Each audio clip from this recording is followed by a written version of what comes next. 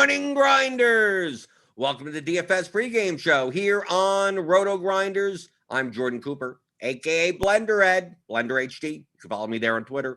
And this is the show where we go over a little bit about yesterday's slate, right? Big slate yesterday. I had a sweat on FanDuel. Didn't turn into anything by the end of by the end of the whole thing, but whatever. We'll talk a little bit about today's slate. We got a lot of weather on today's slate. Is it a 9-gamer? It's a 10-gamer. Roth has a bunch of weather stuff up. We're gonna have to worry about that. We had to worry about that yesterday, right? With that Cleveland game. That came. I couldn't switch anything out with a minute to go. Couldn't do it. I couldn't just took a bunch of zeros yesterday. And as always, answer your questions, DFS strategy questions in chat. Just post them. I'll get to them. Right, I scroll through. So if you post something and I don't talk about it for 15 minutes, doesn't mean anything. It's still in there. I scroll back. I see your stuff. I see you people in the chat. JoeMac.Tom, Card Fan, Shannon Lampert, Michael Dompier, Dompier. It could be Dompier. It could be. I'd say Dompier. Ryan Edwards, Sterling Woods, Dario Rosenstock, Apocalypse, DFS Degenerate, Eric Hitbold. .tom. Did I say .tom already? Well, good morning. Hit the thumbs up button. Hit the thumbs up. Give me the thumbs. I still got the apple juice. I still drinking the Gatorade, keeping myself hydrated for being sick over the weekend. So getting those electrolytes, right? You know, like Brondo. It's like Brondo. It's got electrolytes or whatever. It's like plants, whatever from Idiocracy. You know what I'm talking about. So hit the thumbs up button to keep it cold throughout the show. Subscribe if you're new here. And hit the notification bell to know when we go live in the morning, in the afternoon, in whenever the channel goes live, the RotoGrinders channel. Yesterday, it was 7:09, Cleveland and Detroit announced that they're going to delay. Okay, now the game could have played. They sat through like no rain for 90 minutes. And then they postponed. And then they couple of ding, and then we're done. We're done.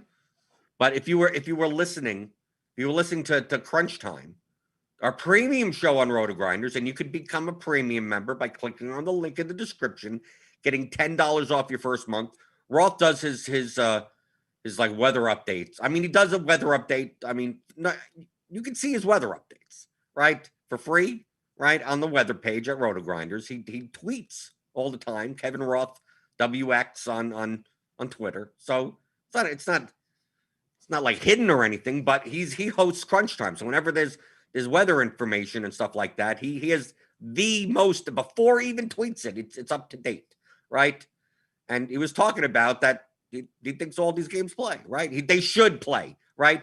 All he is a weather dude, right? He's not in charge of whether or not what the teams are going to do, right? How they're going to react to it, what they're looking at, and basically once he saw that Cleveland Detroit was going to delay immediately, his reaction was get him out, that's hard, that's bad, get him out, because his concern wasn't necessarily the rain that was hovering around in that area then. It was the stuff that was going to come in like 2 hours from now, right? So his attitude was that if they could start playing through drizzle, like they could get the game in. Maybe that there'll be a delay, mid game, and maybe it's a 7th inning delay and then never starts up again, right? Okay, fine, and you get that in, but they're going to start delayed, then that's going to be a problem. So that was like 7:09.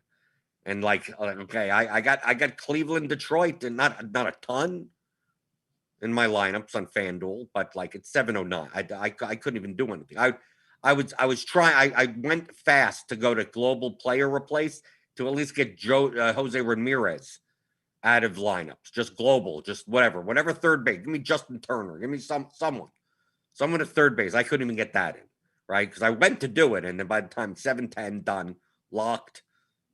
Sorry. It didn't matter. I mean, for my cash lineup, it didn't matter. I still cashed. That was a pain in the ass. And then you see they have the tarp up, they have people there, and then just hour and a half later, nope, we ain't playing. We ain't playing. But if you were able to get off Cleveland, Detroit, or you were just lucky enough, right?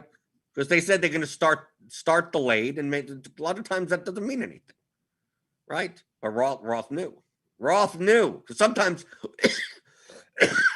what ends up happening is that there's a late start. It starts delayed, and people start bailing. They don't know any better. It's going to rain for an hour and then be completely clear. And then the ownership of that game starts just plummeting. So a lot of times that's when you jump on board it. This wasn't the time. This was not the time to do so. So I did have plenty of Cleveland guys in my lineup on FanDuel. None in my best lineups. So is that a good thing or a bad thing? I have no idea. FanDuel, I had a sweat. I was in like third place for I was hovering in the top 5, like for a good like hour and a half of the slate. With parts of my player pool that I had the least of. Right. That it was, if it wasn't for a couple of good lineups, it would have been a losing day yesterday. Right. That's the way it was. It didn't go according to plan. The Blue Jays were part of the plan. Okay. So the Blue Jays I was way heavy on. So that was a part of the plan. Everything else wasn't. Right. Now I was heavy on the Red Sox also. Okay. So maybe 2 things are part of the plan. Right. So I was heavy on the Blue Jays and the Red Sox on FanDuel. Okay. But I was really low on the Yankees, right? I didn't have any Yankee stacks at all. I had Yankees as 3-mans and 1-offs, but no 4-mans. And I out of 150 lineups, I only had 5 lineups with Shohei Ohtani in it. That's it, right? That's it. Just 5, right? I didn't have any Angel stacks or anything. So Yankees, like someone like Judge, like Sanchez, I only had like I think 7 or 8 lineups. And of course, 2 of those 7 or 8 lineups, I had them also with Ohtani, right? So and then with the Blue Jays, then with Marcus Semien in those lineups. So it just happens that the Blue Jays, Yankees, Ohtani ended up getting together in like 2 or 3 lineups. One with the Padres, one with the Red Sox. So I had a couple up there. And all those lineups had Vicente Velasquez, who on FanDuel was only 5% owned. And of course, Velasquez was 6,100 on FanDuel, which means the batters in those lineups are, well, how do you play it for the Blue Jays and the Yankees and a $4,300 Ohtani? Well, you play a $6,100 pitcher that gets 46 points. Velasquez was the bat special of the day, right? If you subscribe to the bat, right, Derek Hardy's projection system, which is an add-on here at RotoGrinders, you pay extra for that. You get the bat Discord channel, right? Everyone's talking about projections in there. You get his projections. I mean, Velasquez, I think projected decently elsewhere, but I mean the bat yesterday was Vicente Velasquez and Carlos Martinez, and no one wanted to play Carlos Martinez, and he didn't do bad at all. What, 6 innings, 6 strikeouts or something, right? You have to think of long-term samples. That's really the part of what the bat does better than other projection systems, right? Cardi always talks about small sample sizes. Well, the bat uses the longest period. Of course, it starts decaying and regressing after that. But Vinny Velasquez is over his career is not a bad pitcher. Is actually an above-average pitcher. Carlos Martinez is an above-average pitcher. So people attack them or anything. It's like, okay, well, look at Carlos Martinez's last 4 starts or something like that. Oh, okay, that's a small sample size. So to not play him because I understand why you didn't. I would Velasquez still projected better than him. But we take a look at the bat flip. Ricky D won, and yesterday the winning lineup is a Baltimore stack because the Astros bullpen. Right, Ricky D wins on position players pitching, right? 230, 223. I mean, look at this: Franco, Urias. He had Austin Hayes didn't have a home run. Surprised he didn't have Austin to have wins at his catcher position. Right, Urquidy gets injured, inning in the 3rd inning, and the Astros bullpen just turns into the Orioles bullpen. And then in the last inning, it's Robel Garcia pitching and giving up 2 home runs. Right, so Ramon Garcia gets there. Right, Michael Franco gets the bottom of the Orioles lineup, gets there. But hey, that's where you look at the ownership, like nothing. Right, you can play chalk anything around it. You can play 22% on Tatis. You can play 18% on Ohtani, hitting 2 home runs on DraftKings at 4,900. Can they price this guy up? Schwarber hits another home run. Like, why do we even bother? Why do we bother playing DFS anymore? Right? All you have to do is plug in Ohtani, plug in Schwarber. Maybe not today. Obviously, he doesn't get a hitting points today. Right? I don't know how. DraftKings is what, a $27 billion company? How much? They're a $100 billion company? They still don't know how to make it so that you could roster a pitcher and a hitter at the same time with the same name. They still don't know, but you can't do it today. But apparently, you put in Ohtani and Schwarber, and you preload that into your lineup, you guaranteed to win. Apparently, at least the past 2 weeks, that's the way it's been. We see here, let's say Larioto, his best lineup. Yeah, he's a Baltimore stack, right? With Austin Wynns, Michael Franco, Mullins, Santander, Hayes, with the Woodruff and Ray together. Slewfoot. This is not a Baltimore lineup. Morton Velasquez. Then you have the Yankees. 1, 2, 3. It's a 4-3-1. So you got Semien. You got Andujar. He had a good game, right? Andujar, Judge, Urshela, Sanchez. Hog Lawrence. He's in the chat sometimes, right? Yankee stack. And some one-offs, right? Ben Gamel, 0. Yeah, that didn't help you. Yeah, but Marquez almost no hits them. Good thing they were priced up on FanDuel, right? DraftKings, the Pirates, especially that middle of the order was cheap, so they were way more owned on DraftKings. On FanDuel, they when these teams get into cores, FanDuel's proactive on pricing these guys up. They'll leave other guys. They'll leave guys at 2,600 for no apparent reason in other games. But when Pirates are coming into cores, Brian Hayes 4,200. I mean, like that's what they do. So I didn't have a lot of the Pirates on. I had more than the field, but I mean they weren't that owned on FanDuel.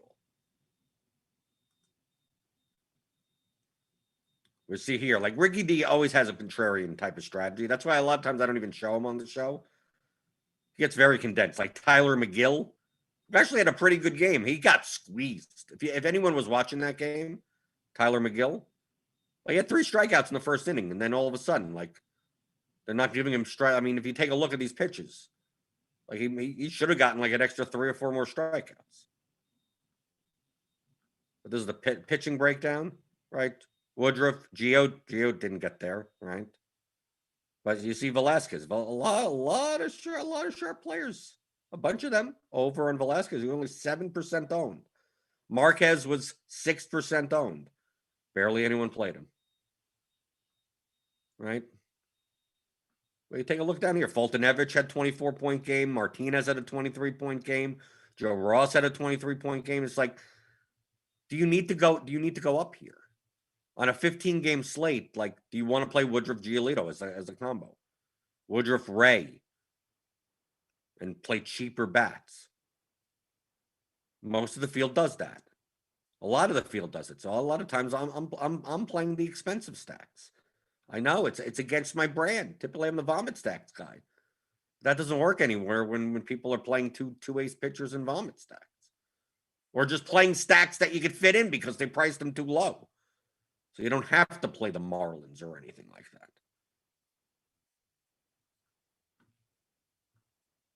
So yeah, let's take a look at the hitters.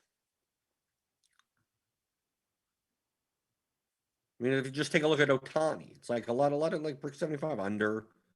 Mr. Goodsy's plays chalky. So I get it. Yeah, the Padres, Ohtani. Okay, I get it. Kiki Hernandez. Ben Gamel, 21%. The most sharp players are under Ben Gamel. But still, Red Sox. Looks like Red Sox for chalk on DraftKings.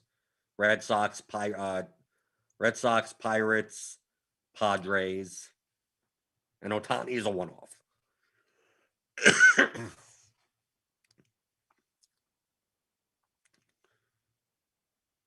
Tommy Pham. He had a good game, 29 points. The Padres were much more chalky on FanDuel. I think they were too cheap. Other than Tatis. Tatis is never cheap. So what's going on in the YouTube chat? Let me scroll back.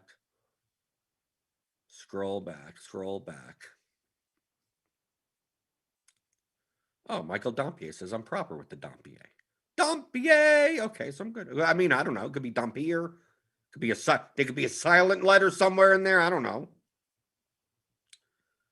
Okay, let's see. Eric Hilpold, I apparently pronounced his name right. It's phonetics. What?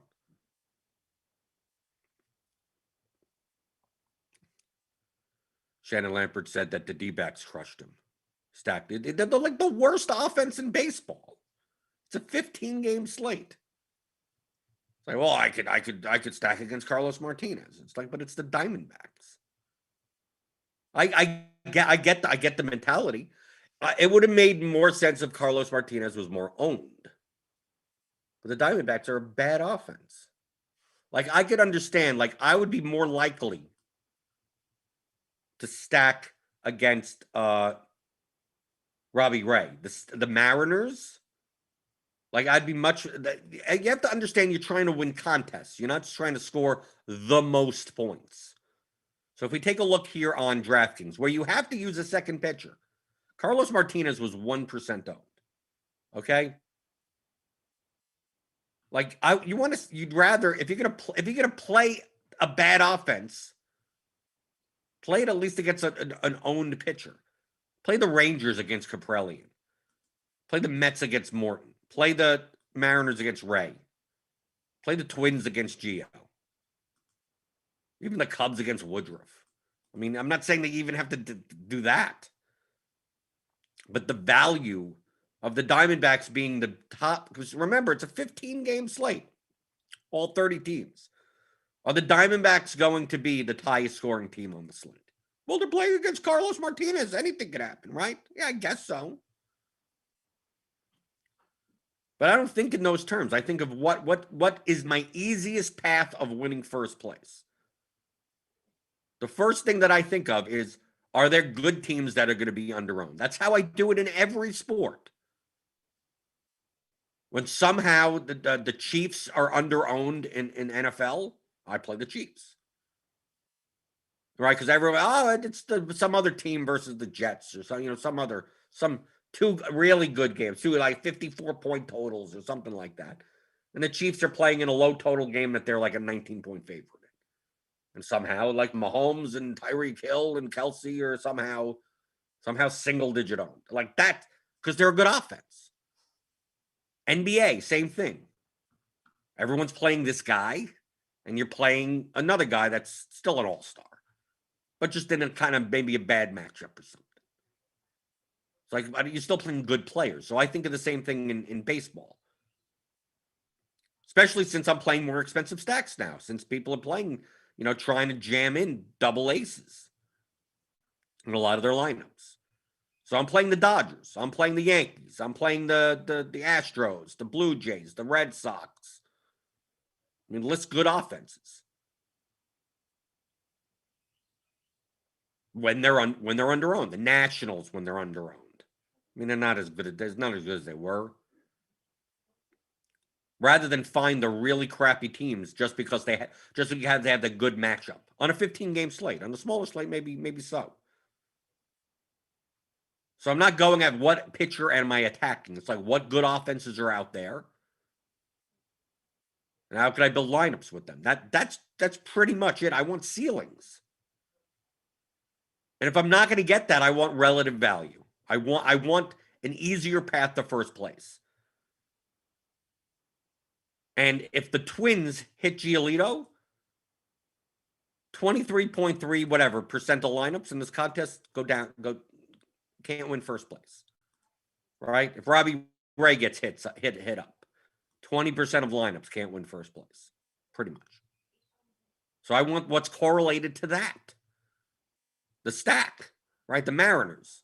Maybe not even as a 5-man, as a 3-man in a 5-3 lineup. You don't have to do the whole 5-man.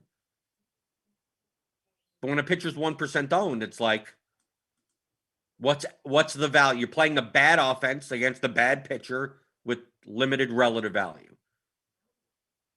Carlos, the Diamondbacks would have to put up 12 runs for them to be worth it on a 15-game slate, maybe. The Twins may only have to put up 8. Well, why? What's the difference? The explanation is because 23% of lineups are going down while you're going up. Okay? So since other lineups are coming down, you don't need as many from your stack against that pitcher that's negatively correlated to your lineup. Needs to be. Right? If Woodruff got killed by the Cubs, even for 6 runs, and let's say there were 3 home runs from the Cubs, like you're killing 44% of the lineups as your Cubs lineups go up. Doesn't mean you do that, no, but I'm just saying there's more value in that than playing a stack of a worse offense against a 1% owned pitcher. If that's the purpose of what you're doing, if they project similarly. I'm not saying if they don't project similarly, then don't listen. Then you play the Diamondbacks. But in the bat yesterday, the Diamondbacks did not project well. Like the Royals projected extremely well. I played a bunch of the Royals against Pivetta. Well, Pivetta was only 2% owned. Why are you stacking the Royals against a 2% owned pitcher? Well, they were like the 5th best projected stack on the slate out of 30 teams. I'm not doing it because I'm attacking Pivetta. I'm doing it because they're the 5th highest projected stack on the slate. I don't care who they're facing. I mean, they already project well. But if you're going to play the Diamondbacks as the 24th out of 30th projected team on the slate, you better get some relative value out of it. Well, I hope that people are using the pitcher against them. If they're not, then you're going to need to outperform. You're going to need to get a higher percentile outcome from your team than the other teams on the slate. And other teams on the slate could be just as low owned. The Dodgers yesterday against Gausman. They were low owned. They were low enough owned, right? Why couldn't you play the Dodgers? They're a good team. You could have played whoever. I mean, let's see. So I knew FanDuel, but not necessarily DraftKings. I draft the Rays on DraftKings. We're as owned as the Rays were on FanDuel. But look how many low owned. Look, Aaron Judge was only 5% owned. You could have played the Yankees. Altuve was 4% owned. You could play the Astros. Teoscar was 4%. That's the Blue Jays. Bichette was 4%. I mean, look, you could play these 3%, 4%. Goldschmidt, the Cardinals, the Reds. Look, Jesse Winker was 3% owned. Luke Voigt was 3% owned. I mean, good players. These are good players. Look, the Rockies. Charlie Blackmon was 2% owned. So why are you playing the Diamondbacks? Because you want to pick on a pitcher. Don't look at your projections and see if that's valuable. Look, but I'd rather you can't tell me that Stanton at 2% and Judge at 4%. Stanton and Judge, you play over any of the Diamondbacks. Then you're going to say, well, with the Diamondbacks, you were able to play Woodruff and Giolito. It's like, oh, great. So now you have the 2 chalk pitchers in your lineup on top of the 24th best projected stack. How are you winning first place with this? I mean, you can, sure, obviously. Every lineup has a probability of winning.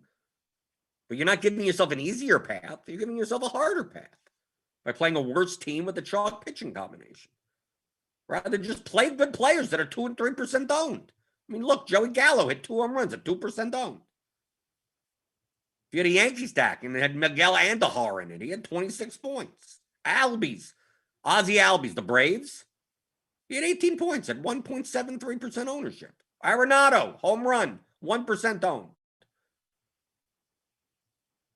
Why are you going out of your way to play Josh Rojas? Or whoever, Josh Van Meter, whoever was in the lineup yesterday. Yes, I need to jam in Eduardo Escobar instead of Giancarlo Stanton or whoever. I mean, I understand why, but on a 15-game slate, I mean, you get these low-owned players all over the place. The Phillies, Play the Phillies against Trevor Rogers. Well, Trevor Rogers wasn't owned, so the Phillies are still a better team than the Diamondbacks. Just in general.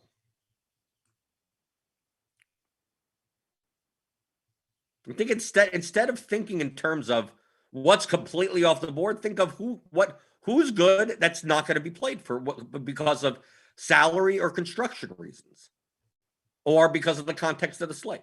There's three great spots, right? You have this team, this team has a 7-run total. This team has a 6.5-run total. And here's this team with a 5.5-run total that apparently no one's playing. 2% of people are playing. And it's the Astros, right? And you can play Altuve and Alvarez and Tucker and Correa. And they're about the same price as any of those other stacks. They're just slightly worse projected. And they're going to be 5 times less owned. That's when you do it. But at least you're playing a good team. Yeah, if it's a 7-8 game slate and whatever, and like there's 3 good teams in the slate and they're all being owned, and you're like, oh, okay, I want to get off the board and take a shot on this bad team against a bad pitcher. Okay, I get it. But usually on these large slates, I stick to the good teams because you could find good teams at low ownership.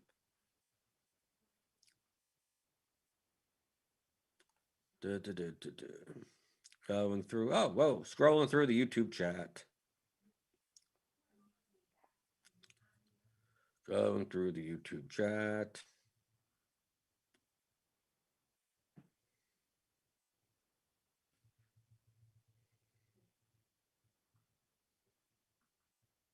Jeremy Moss says the Diamondbacks had 7 lefties against C-Mart, and they were dirt cheap. Yeah, it's already in the projections.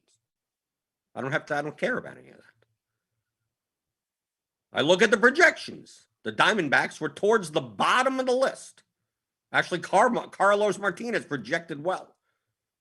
You know why? Because the Diamondbacks are a bad team. Maybe sometimes it works the other way. I couldn't have expected Carlos Martinez to pitch well. I mean, he was only pitching against one of the worst offenses in the entire league. I mean, then why didn't you attack the batters? We do that for the Tigers, right? Oh, we got to play pitchers against the Tigers or pitchers against the Mariners. They're so bad. The Tigers and the Mariners are better offenses than the Diamondbacks. Okay? So why aren't we attacking Diamondbacks? Oh, why don't we just play Carlos Martinez against the Diamondbacks? Like, why doesn't it work that way? Well, the projections care about that. That's why Carmark projected well for his salary, and the Diamondbacks projected poorly for their salaries, even though they were cheap. I don't look into any. Well, they're throwing. It's already in the projections. Anything that you say is already in there.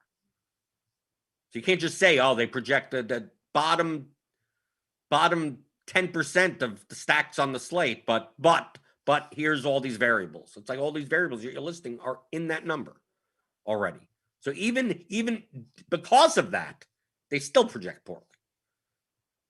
You can't just add on top of that.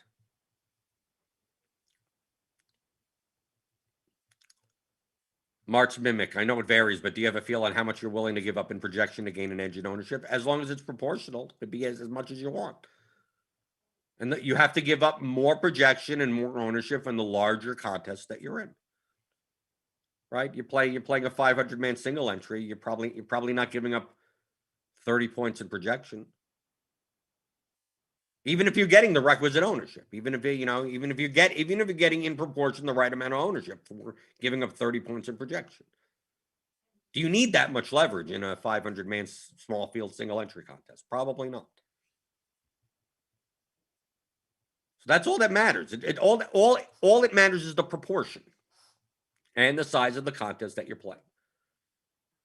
So if, for instance, like the optimal, the most owned, high owned, whatever is 150 points, median wise, and 180 ownership or something. Like if you're giving up 140 median and you're getting now 110% ownership, okay, there you go. That's a good range. If you find other lineups in that range, okay, that's a good range. But if you're giving up 30 points of ownership, that 30 points of projection, that ownership should be down in like the 30 30, 40 some range. Like that should be a really contrarian lineup. And would it still be viable? Yes, it would be a high variance lineup. Right? That's the type of lineup that's not good. That's either really well or really badly. But you could play those lineups as long as you get the requisite amount of ownership with the amount of projection that you're giving up.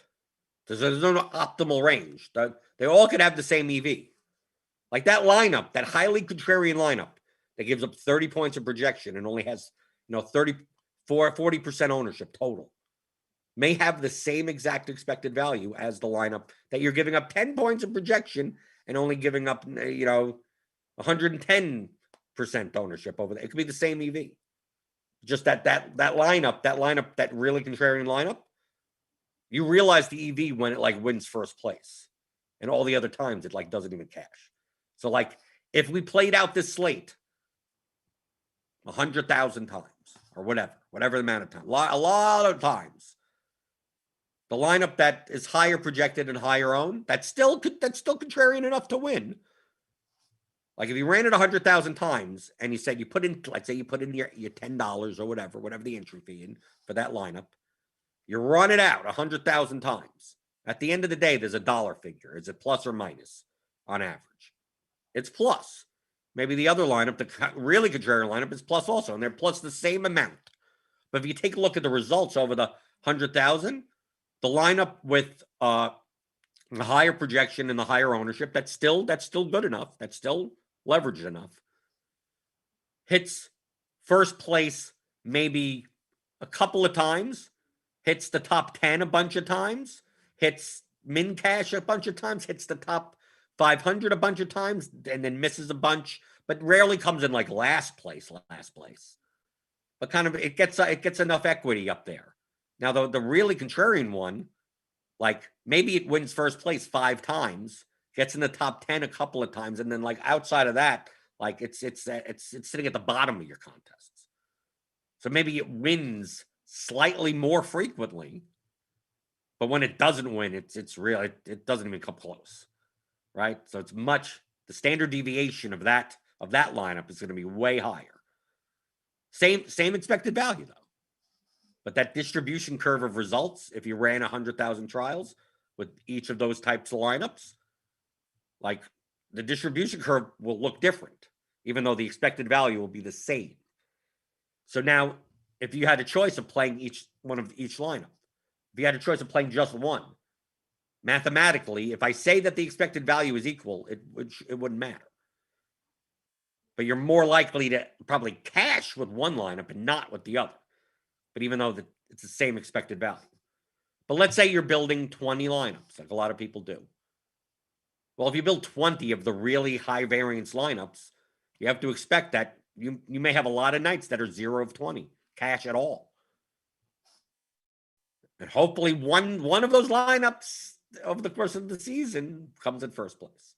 But you're going to be losing. You're going to go into the 4-seamer, right? The 20 max or whatever. You're going to put in $80 like a lot of nights and get back nothing with those types of lineups. And then there's going to be a lineup, and then you get 3,000, right? You win first place, right? I mean, there'll be those too.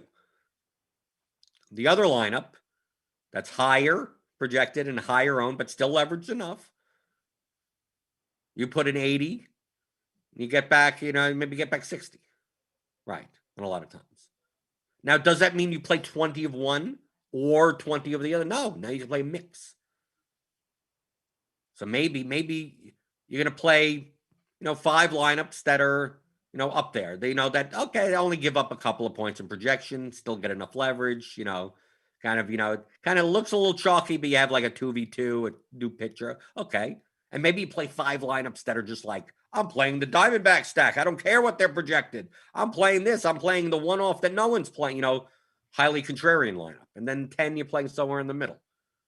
Maybe you do that. Maybe that's your diversification that you do. All those lineups could have the same expected value, right? If you ran out a simulation of you made every lineup possible on let's say on a 15, especially on a 15-game slate, make every lineup possible. Make every at least not like one-off lineups. It would take too much computer power for that. So let's say you make 5-man stacks and 4-man stacks. So you're doing like 4-3-1s, 5 X's, 5 3s, like those types of lineups. And you just make every combination. Every single combination you possibly can. No matter what teams and everything like that. You could probably find thousands upon thousands upon thousands, tens of thousands of lineups that have marginal differences in expected value. That are positive even. So it's like, okay, well, I'm playing 20 of them. Which ones do I play? Whichever ones you want. That's the main thing that I talk about here. That's why it's like, do I play this guy or that guy? Well, show me the lineup. What does the lineup look like? What does it project for? What is his ownership? And are you going to be accurate on those things?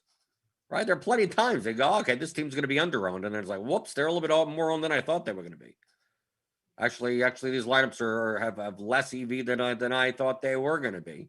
And it was a mistake to play some of them. That happens.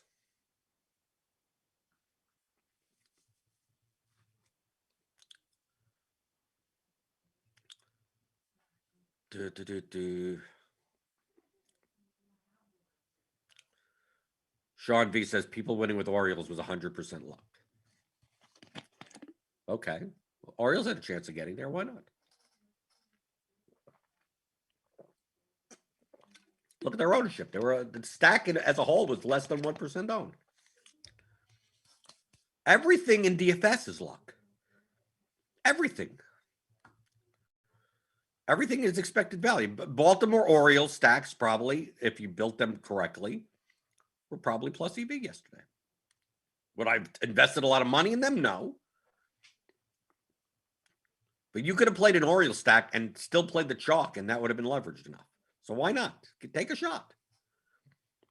Play Ramon Urias and Michael Frank. Play the bottom of the order and Mullins and Santa. You could have. Why not? Because you could play Ohtani in those lineups. You could play Woodruff in those lineups.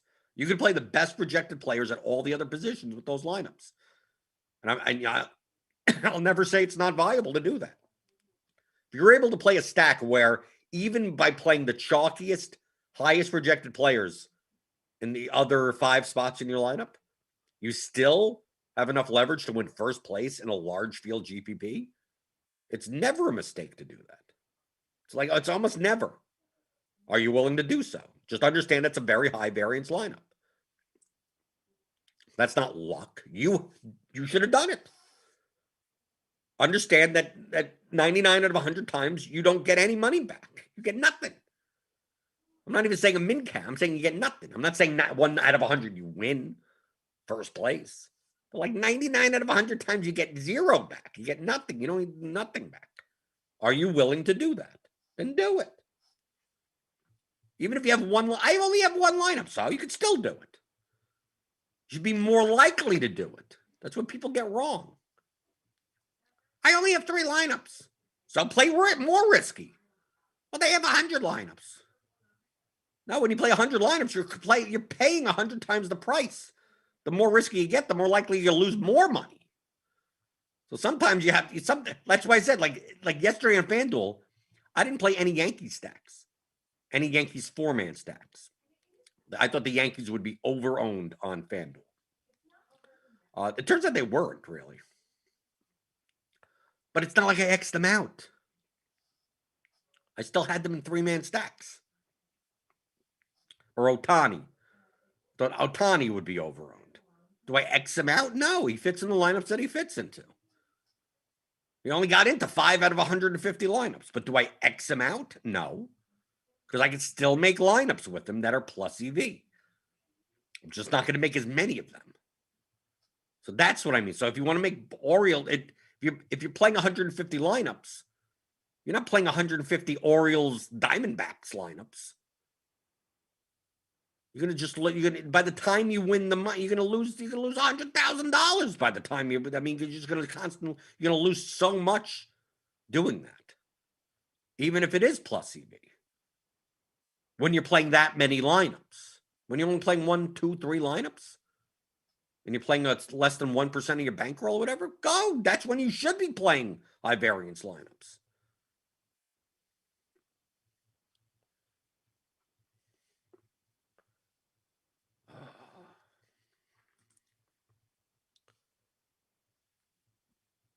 Eric Hitbold asks, stacks versus median one-offs in cash games. But cash games, you don't care about correlation. You have to understand the difference between the payout structure of a contest. What's your goal in cash games? So we're talking about double ups, 50-50s.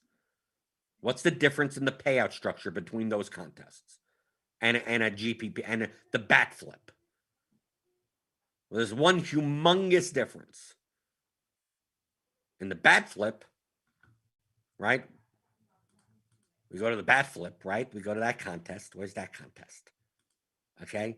50,000, 20,000, 10,000, 7,000. You see this payout structure? It's called a progressive payout structure. That's very top heavy. It gets really top, it goes really toward a hockey stick at the end. Okay? So every point that you get is worth more financially to you. Right? Coming in first place in a double up doesn't do anything for you.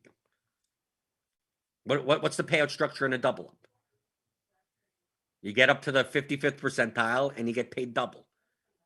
Anything past there, any points you get past there are worthless to you. Didn't matter that you even scored them.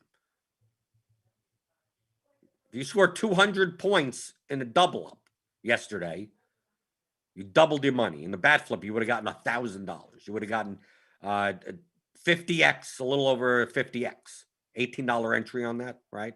$1,000. Those points are worth more. Every point you get that gets you closer to first is worth more money to you. In double ups, it ain't. As long as if you're in a 50-50, 100-man 50-50 on FanDuel, coming in 50th place and coming in first place pays the same amount. So you don't need to. The whole reason why you increase the variance of your lineup is so you can have a wider range of outcomes, so you have more access to score higher points. Of course, you're giving up, the likelihood of also scoring less points, right? That's increasing your variance of your lineup. So in double ups, what's the point of doing that? There's no point in increasing the variance. It hurts you. It actively hurts you. You want to maximize for that right in the 55th percentile. So things like correlation and leverage, those are things that you do to increase the variance of your lineup. Right. Play a low-owned player. Increases the variance of your lineup. Playing 5 guys from the same team. Right? Because they correlate to each other. Increases the variance of your lineup. Because if the team does well, all of them do well. If the team does badly, all of them do badly. That increases the variance of your lineup. So in double ups, in cash games, you're looking to lower the variance of your lineup, not raise the variance of your lineup. So correlation and leverage are things that, who cares? You're looking for the best projected lineup. What's the best projected lineup? That if we played this out 100,000 times, we'll score in the top 55th percentile more often than any other lineup. Play that lineup. Doesn't matter. Doesn't matter what it is. Stacks who cares? Correlation doesn't help you in double ups. It actually hurts you. I could understand even if the best 4 values on the slate all come from one team. And you could play a lineup that is like half a point less projected and only has like 2 of those guys. That may even be better because now at least you're not playing 4 guys from the same team, right? Because that's technically adding variance to your lineup, even though they are the best projected values. So I could even see playing a slightly less projected lineup that doesn't have as much correlation in cash games. But you don't go out of your way to stack in cash games. You do that in GPPs, where you're actually getting a bigger payout for increasing the variance of your lineup. If you want to play a 5-man stack in a booster, it can tuple up, okay. Because now there's only so many spots. You're playing a 35-man quintuple up and only The top 5 get paid? Okay. Well, now you need a higher percentile score. But of course, the difference between first and fifth still pays the same. But at least then, okay, you have to get higher. You have to increase the variance of your lineup. Okay, and if you want to increase it by using correlation, go for it. If you want to increase it using leverage, go for it. It's worth it now. Double ups, what's it worth? It's not worth much.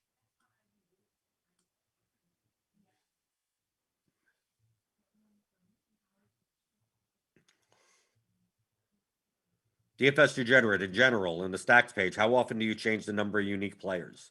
Default is 1, but is there an edge of moving it to 2 or 3? There's no edge. You're talking about diversification. You have to understand the difference between strategy and diversification. They are two different things. Number of unique players between lineups has literally zero to do with strategy. Literally zero. Nothing. Nothing to do with strategy whatsoever. Okay? Diversification has literally, unequivocally, nothing to do with strategy. If I were to ask you, here's 150 lineups.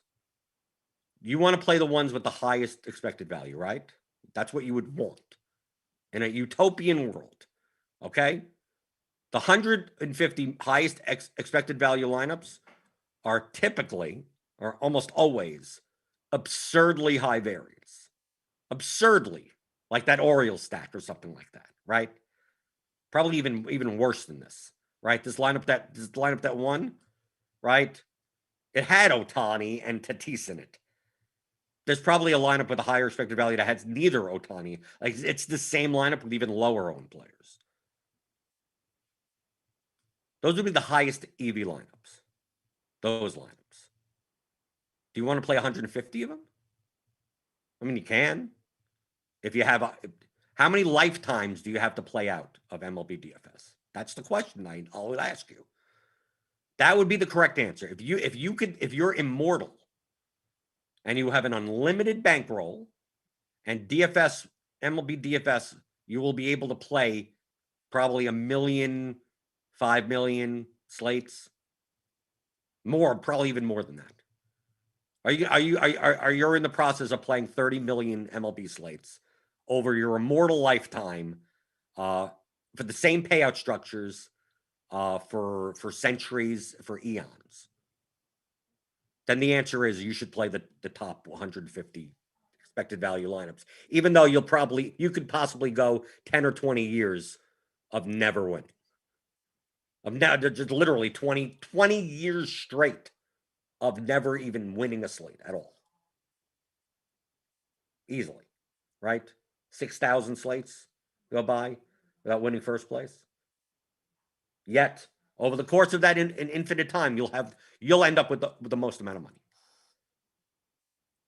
Because you'll win first often enough out of all those times that you'll get there. Now, is that a realistic scenario? No, it's not. We live in finite times with finite bankrolls and stuff like that. So if you're playing 150 lineups, do you want to play 150 of those types of lineups? Well, if you do, if you want to build it, fine. And do you want to play a lineup like that and have the only difference between the two lineups, the 150 lineups that you're playing? Do you want to play 150 Oriole stacks and just, instead of Ohtani, I'm going to play Vlad Guerrero or something. Instead of Robbie Ray, I'm going to play, and you're just going to change one guy. You're going to have the same exact Baltimore stack, right? And 150 lineups and just change the one-offs. Well, obviously, if that Baltimore stack comes in, like, all of your lineups will be at the top, right? You'll come in first, second, third, fourth, fifth, sixth. You'll come in, your line, you'll be all over the top 100, right? But if this Baltimore stack or whatever just does what it's supposed, like 99.6% of the time doesn't get there, well, all your lineups are going to be at the bottom. All of them. 150 lineups at $18 a piece. Okay? How much is that? $2,700? You know how much you're getting back from all those 150 lineups? Zero. Right? If you'd only used one unique player, because I'm building the same, pretty much the same lineup 150 times. I hope you're right. How much money are you willing to lose in order to get to the point where, oh, you're taking up all of the top 100 spots? And even when you get to the top 100 spots, does it even make up for like the full season of you losing $2,700 a slate? Right? That's not strategy. That's just diversification. That lineup could be very highly plus EV lineup. But does that mean that you play 150 versions of that lineup? Well, if you're willing to, if you're willing and able to withstand the swings of that high variance of a lineup, and understand that the EV of that lineup and the variations, the 1v1s of that lineup, are marginally, maybe, I'm just making up an example if this is the case, would at best be only marginally better than other lineups that don't even have Orioles in them, right? That don't even have Orioles, right?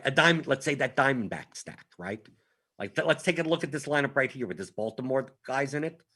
Replace the Baltimore guys with the Diamondbacks. Put Escobar, put whoever's in the lineup. Peralta, who was in the lineup? Pavin Smith, I forgot, because I didn't play the Diamondbacks yesterday. So put them in. That Arizona 5-man with the same other Robbie Ray, Charlie Morton, all these guys. The EV of that lineup versus the Baltimore lineup with maybe virtually the same. Okay, maybe barely different, marginally different. So now you're playing 150 lineups, and you have Orioles lineups. Well, why not play Diamondbacks lineups? Well, the Orioles lineups I think are slightly better. Do you have eons in order to realize that EV? Do you have a $700 trillion bankroll? I mean, like what? Like if that's the case, and you're able to play MLB DFS for the next, I don't know, 14,000 years, like okay, that's fine. God, play all your 1v1s off that Orioles lineup. That's fine. Okay, now I understand. Now I get it. The immortal one, I get it. But other than that, if I could show you 150 lineups that have the same EV that include 14 different stacks, like why wouldn't you rather have the diversified one? Even if technically, in technical terms, that 150 set has slightly less expected value than the first 150. 150 set of just playing the best lineup and just doing a 1v1 of them. Well, at least when you're diversified, you're giving yourself, you're not putting yourself in the position of like losing $1 million on the playing 150 lineups trying to win. That's really the difference. It's like, oh, I could play plenty of plus EV lineups that have all different types of players in. So I'm not reliant on one thing. I mean, take a look at most sharp players. We go here to, okay, it gets wiped out whenever I do this. But if we go here, here's all the 150 entry people. Maybe Ricky D has a higher, has more narrow diversification. We go to these 150s. All right, Larioto, Slewfoot, Hog Lawrence, Anil, Mr. I don't know who Blue 32 is. Mr. Good Seats, RBX, Shit Right Money, right? Need Lunch Money, Dolladino, Dollar Bill W. I don't know. Flat Felix is okay. Okay, so like I just went to the top. I mean, yeah, wow, okay. Most people don't do this, right? This is playing a lot of the same lineup, right? This would be high variance. Right, playing a lot of looks like what Duval? I don't know what the hell. Okay, I don't know what Felix was doing. Seems like played just like a cash lineup and just rotated a bunch of people. I don't know what happened there. Let's disregard Felix. I don't know what he did. When we take a look across the board of like no one has like a ton. Like when I'm talking about bats, more so than pitchers. To get rid of pitchers. Like we see, even like Lariotta. We go to Lariotta's exposures. He plays 150 lineups. Like his most exposed guy is 26% down. I mean, like he doesn't have that many players that are even in 1 out of 10 lineups. right? I slew foot. I mean, like we 20% max, right? It's very spread out. And it's not because, oh, they're trying to give it as many, they could just play everything. Like, you can't play everything. Trust me, you can't play everything. They're playing as many plus EV lineups as possible, but they could contain so many different players. So instead of playing the top 3 teams that are like the plus and whatever, and then making 2v2s of those, like Ricky D would be more inclined to do something like that. Right? He played a ton of the Padres, but a ton is still a third of his lineups, right? 20% of his lineups, 22%. That's a ton. But you don't see many. I mean, I don't know what Felix was doing. I think maybe CSV error. I don't know, because it's not even stacks. I mean, like, he just has like one-off guys or something. I don't know. But you don't see. They're doing it because it costs a lot of money to play 150 lineups. And to go all in on 2 or 3 teams, even if they're slightly better than other lineups, just as a recipe to have your bankroll go like haywire. When you could end up with similar returns by being more diversified. But that's not a strategic question. You still have to play plus EV lineups. These guys are still not just playing lineups for the hell of it. Oh, I'm going to play poorly. I'm going to play a lineup that projects 65 points lower and doesn't give me that much ownership discount, and like, because I can, because it's 1 of 150. They're not doing that. Of course, it matters on what projections they're using. I mean, yeah, obviously, player projections could be different. Ownership projections could be different. There are plenty of times. I talk to some of these people, right? I talk to some of these guys that I'm looking at right now. I'll ask, like, what were you thinking about that? And a lot of times the answer is, I thought they were going to be more owned, or I thought it would be less owned. You know, like that type. It wasn't the player projection. It was the ownership projection.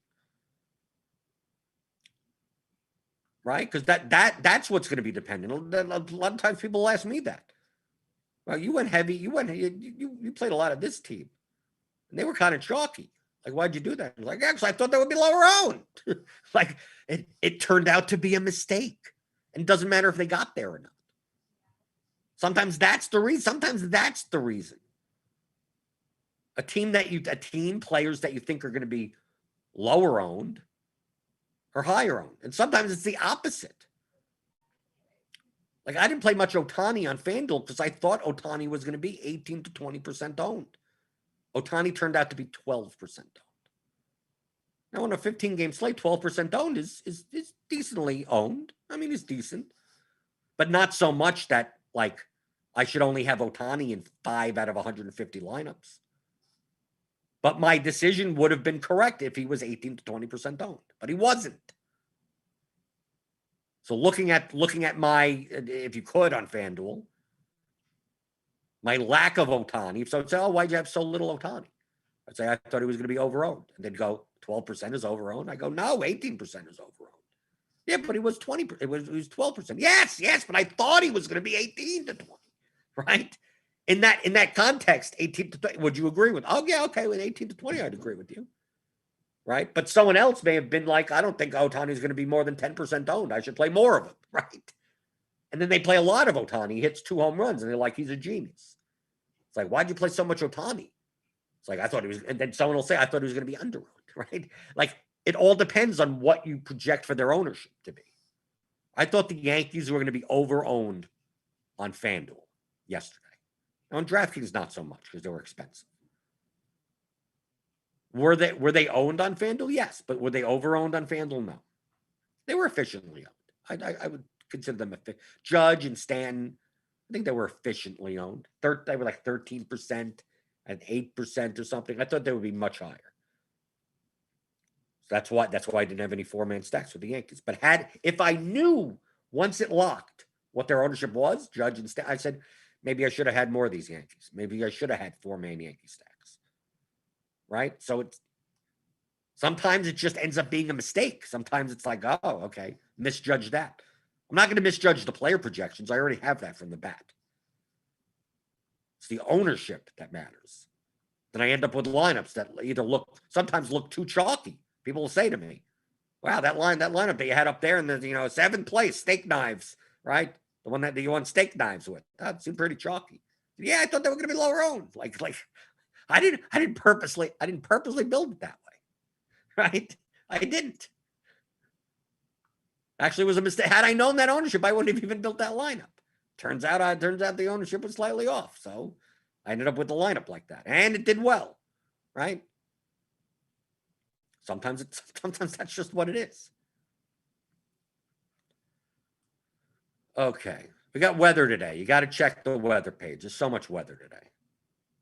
Everywhere. There's weather everywhere. Yellows and oranges and whatever. What are they going to do in Detroit and Cleveland? They're playing a doubleheader. Do we have to worry about them anymore? I have no idea what's going on today. But you can find out about that later, right? Hit that thumbs up button on your way out the door. Give me the thumbs up. Thumbs. Subscribe if you're new here. Hit the notification bell to know when we go live. We got Grinders live later today. Crunch time for premium members. And also the NBA stuff, we got playoff stuff, playoff basketball. They do a show, premium show in the afternoon for the showdown, basketball, whatever's going on. Are there any stars left? Right? By the time we get to the finals, it'll be backups and guys off the street playing. Apparently, they're getting injured every day. So check that out.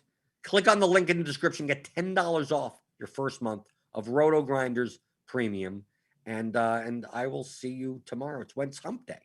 So have fun humping. Go hump for hump day. And I'll see you tomorrow as I normally do. Mondays through Fridays, 11 o'clock Eastern, for the DFS pregame show on RotoGrinders.com.